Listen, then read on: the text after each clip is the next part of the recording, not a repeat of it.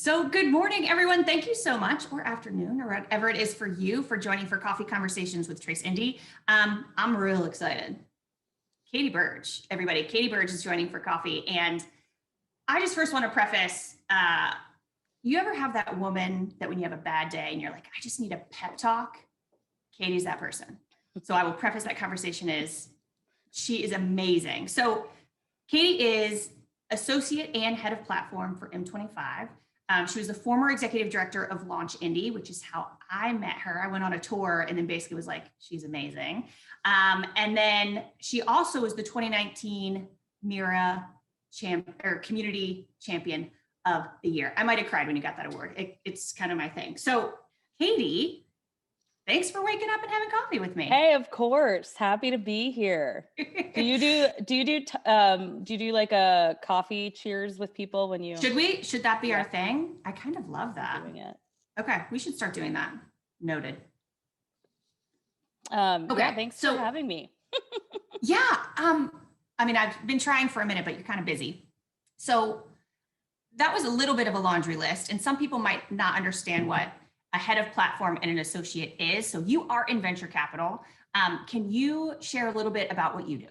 Yes. So M25 is an early stage venture capital firm that only invests in Midwest startups, which is a key selling point for me, of course.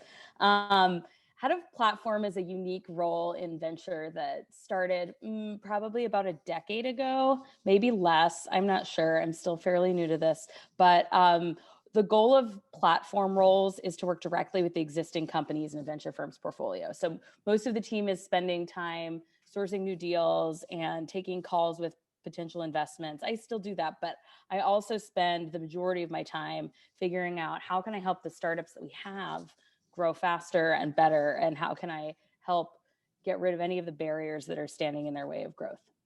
Okay, so how did you get to that point? How'd you get there? Why does this resonate so much with you? Well, it's been a wild ride, Jillian, honestly. It all started when a young Katie,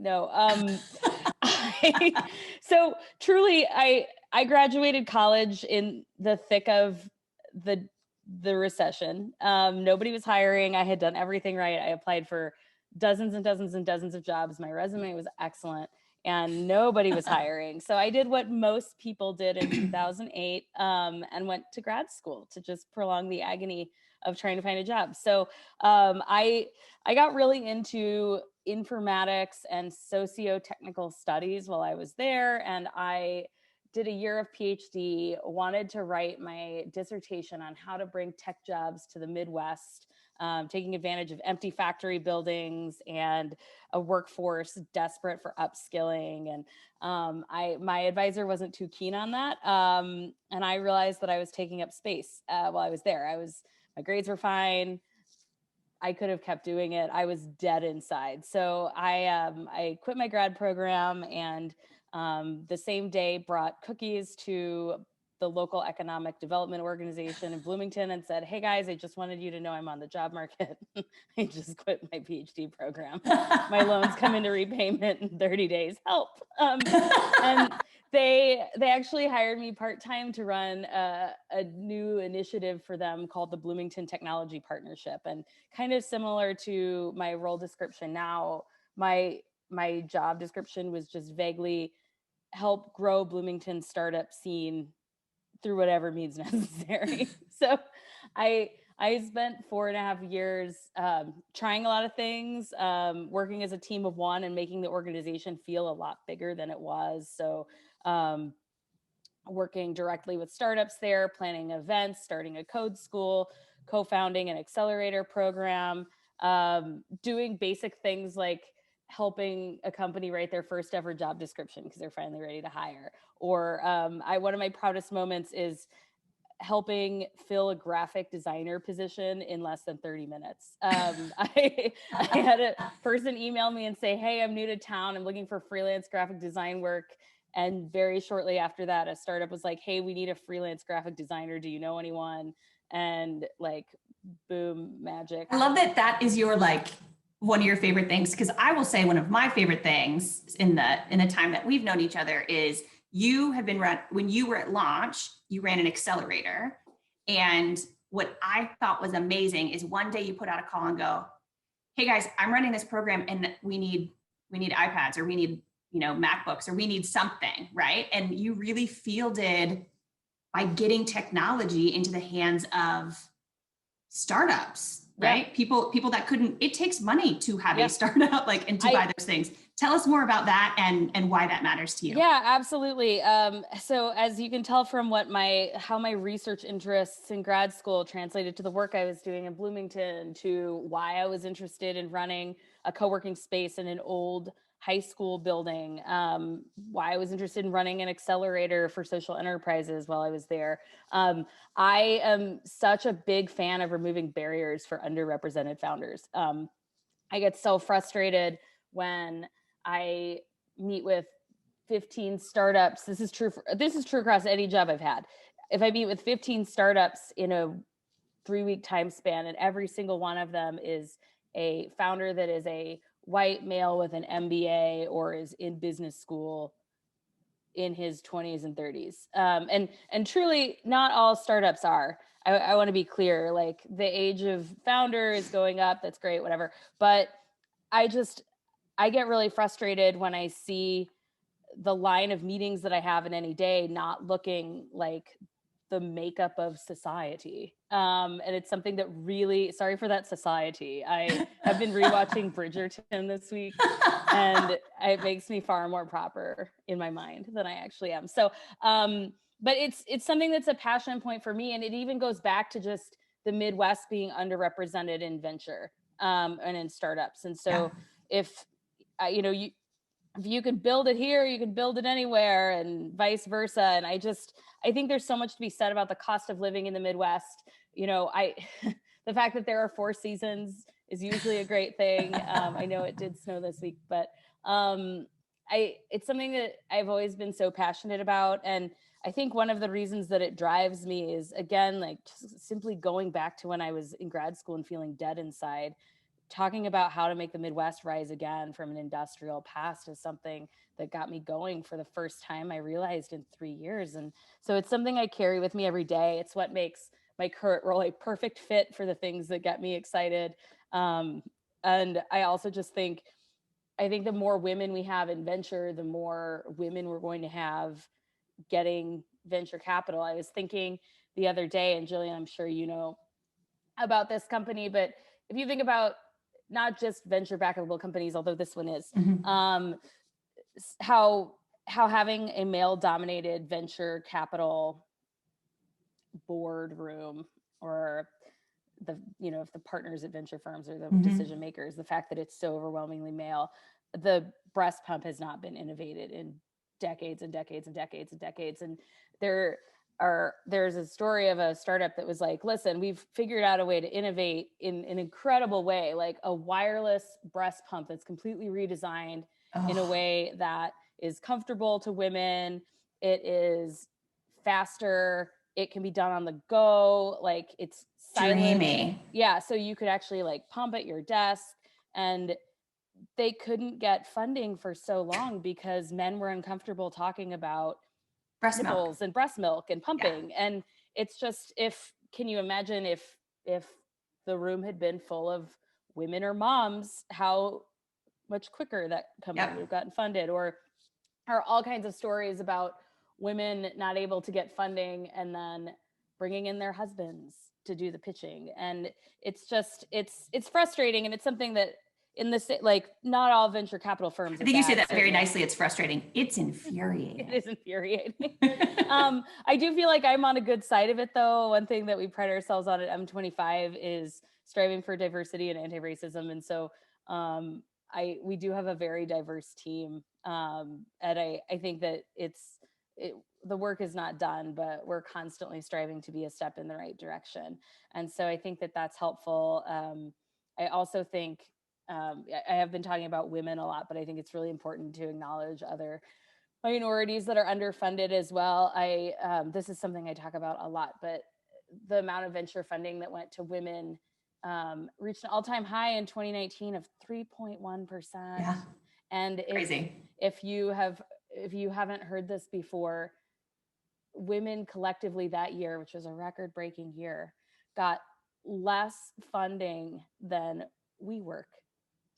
Yeah. Like WeWork Well, got WeWork more funding is insane. than I think all everyone should women. watch that. I think everyone should watch that documentary because it will make your skin crawl. Yes, as a former co-working space director, I don't know if I can watch it, but it might just be too frustrating for me. But I also think it's important, like, acknowledge that that's all women and that so much of that is going to white women. The amount of funding in that same year for Black women was 0.0006%. Like that's not a number. It's not a number. It's not. And it's just, that's so frustrating when the demographic makeup of our country is so different, and that women of color, Black women, the LGBTQ community are bringing important perspectives that we need. Back to the breast pump innovation argument, we can't possibly know what's innovating in an underrepresented group if we are not that underrepresented group.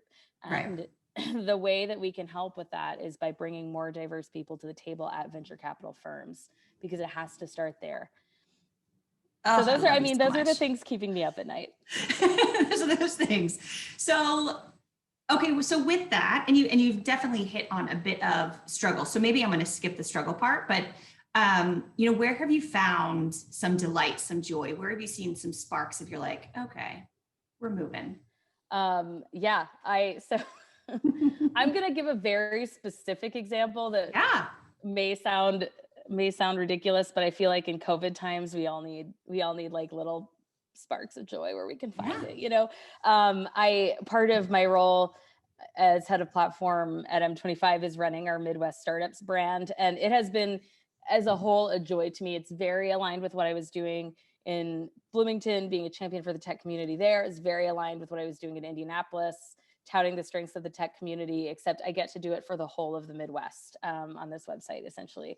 I got the idea to run a March Madness style tournament bracket on our Twitter feed during March Madness, pitting different innovation communities and startup cities throughout the Midwest against each other, seeded, of course, and just putting up a poll like for each face off, and it became a really big thing. We were tallying the votes as kind of a post-mortem, and I think that we had over 8,000 votes or over 7,500 votes when it was all said and done on a silly Twitter tournament. But and as silly as it was also a beautiful time where people showed up for their communities. The Final Four was essentially the finals because the two biggest participants, City of Bloomington and Wichita, were pitted against each other.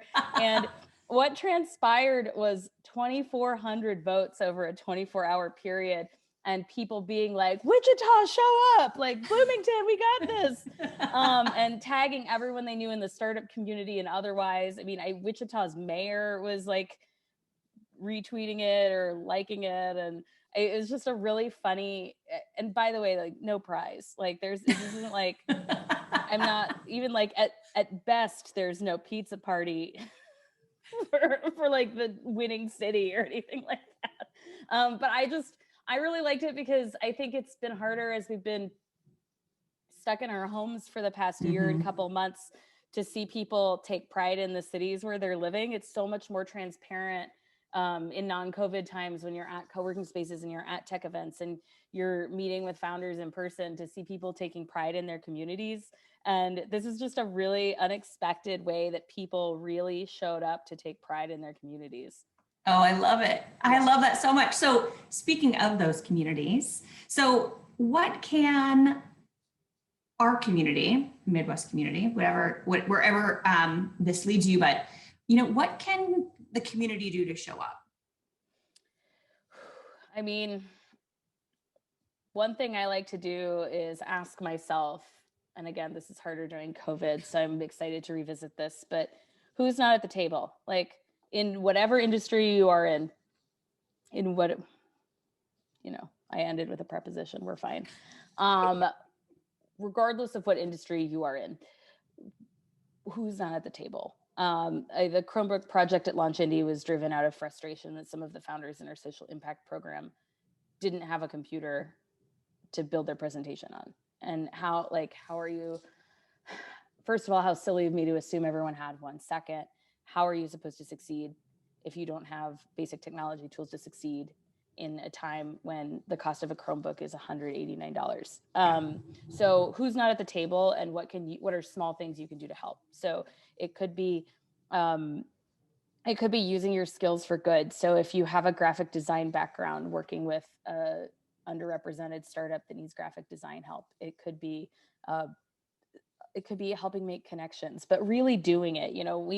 There's like a big joke in the venture community that the most commonly uttered phrase out of a venture capitalist's mouth is, how can I be helpful? But this means actually being helpful. Yeah. And it's tough because we're all overcommitted and we all have our own busy lives, but it's thinking about the small things you can actually do and then doing them. I think that's important. I also think it's important to figure out what is my privilege and what are my powers and how can I use them for good. So it's about, can you bring on an intern from an underrepresented population if your company looks very white and male or very white? How can I help further the goals of underrepresented communities in really coherent ways? I think that mentorship programs are helpful, but they're not helpful unless there's an end goal that's like really showing up to get that person a job or get them into that industry that they want to be in. I think I've said it before, like, I don't need a mentor, I need a champion, right? Someone that's actually going to open doors, not just tell me where the door is, right? I love that you say that. I was listening to another woman that I follow on Twitter and have been lucky enough to meet once, Joanna Bloor, who I think is phenomenal. I think everyone should look her up on Twitter. She's a delight. But it's that, and I think you do this as well, is who can I connect today, right? When you feel that stuck or in a rut or something else, there is something about actionable items that are not selfish necessarily. Yes. Like, who can I find that on my worst today? days, I take a step back and I say, who are 3 people I can reach out to today? Yeah. Is it people who might need a boost and just need a text that's like, thinking of you, hope you're having a great day? But it also, as someone who's received one of those, I was like, lovely. You've received one. But it's also thinking about, who is someone I know that needs some kind of help that I can help with. And it doesn't have to be agreeing to take over as co-founder of their company so that you can, it doesn't have to be that big. It could be introducing this startup to a potential supplier, or this business to a potential reseller, or it could be just like, for me, sometimes it's checking in and just saying, hey, startup, how are you doing? Like, how are you doing? How is, like, not how can I be helpful necessarily, but like, how are you doing? And then see if you can glean something out of it. Being an entrepreneur is one of the loneliest things you can do. I'm told, aside from writing like a PhD dissertation, I did think about going back once, and an advisor was like, Katie, it's the single most solitary, sad thing you can do. And I was like, never mind, not interested. But being an entrepreneur is a lonely, isolated slog, struggle, etc. And the more that people can do to make entrepreneurs feel less alone, whether it's helping write a press release, whether it's agreeing to look over content on their website and provide feedback, whether it's offering to be a beta tester, anything that you can do to make them feel less alone is doing more than you know, I think. Oh, I love that. So let's do our final question. Let's see where this goes. It's always the biggie. Take a sip of coffee, be ready. So Ready. Katie Birge, how are you leaving your trace? Well, I strive to be a connector in any role I've done. So I'd like to help think that I'm helping make startups and people's lives easier by making those connections. And I'm also trying to do it leading with joy and enthusiasm. I think that's hard sometimes, but I also think we're so lucky to be living in the Midwest, where the cost of living is low, where you can have a 3-bedroom, 2.5-bath house with a yard, a 5-minute walk from the city for less than people are paying for a studio apartment in the Valley, where your kitchen is next to your toilet. Like that's not the life to me. So I think we're so lucky to be here in the Midwest, and I take everything that I do very seriously, but I also think it's important to be celebrating kind of how lucky we are to be in a place where it's so easy to enact change. I think it is so simple here to reach out to people and to ask for help. I didn't mention like asking for help yourself, but the joy of being in a smaller startup community, whether it's Indianapolis, the state of Indiana, the Midwest, I just think it's really important to be leading with kindness and enthusiasm about how we can make those connections and make everything quicker and better for everyone. Katie Birge, you're just a delightful human being. Thank you so much for having coffee with me and sharing your story and why you do it and why it's important, and how you better selfishly. I never want you to leave Indianapolis, but maybe one day you will. I hope you don't. But you just better our community just by being in it. And that's so nice. Thank you. I'm so thankful for you. Thanks for having coffee. Yeah. Cheers.